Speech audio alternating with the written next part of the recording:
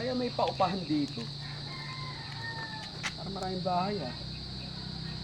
Ito, may iskinita dito.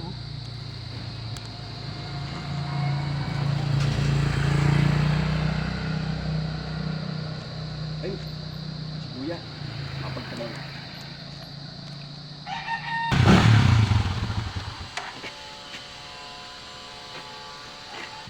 Kuya, may paupahan ba dito? Dyan, marami dyan. Paupahan, meron din doon.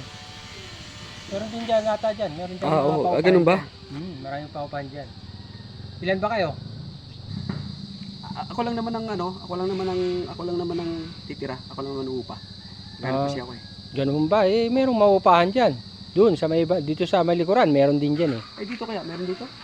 O yan. Yung diretso na yan, dyan sa loob, papasok ka sa iskinita, meron yan dyan. Oh, sige, magtatanong na lang po ako sa ano. Dyan. Tanungin mo lang yung mga tao dyan. Sa dumiretso ka dyan, yung kanto na yan. Diretso mo, marami pa upahan dyan. Kung gusto mo, dito meron din. Pero mas maganda dito ka na. Sure ka dyan. Alam ko, si Aling Tess, naghahanap ng mga borders yun. Okay. Sige ha. Kuya, dali. Ay, Dali lang kuya, may nakalimutan ako sabihin. Halika, ano po yun? halika muna. Pato? Hindi ka pala pwede dyan. Oh, Dapat doon ka. O kaya dito sa kabila. oo. Kasi, ang mga nangungupahan dyan, puro pogi. Ha? Bakit yung sabi puro pogi? Oh, ayan oh. Kalye, pogi. Kita mo? Oh. Di ba ako pwede dyan? Pogi naman ako ha. Hindi. Pogi ka lang pag tulog.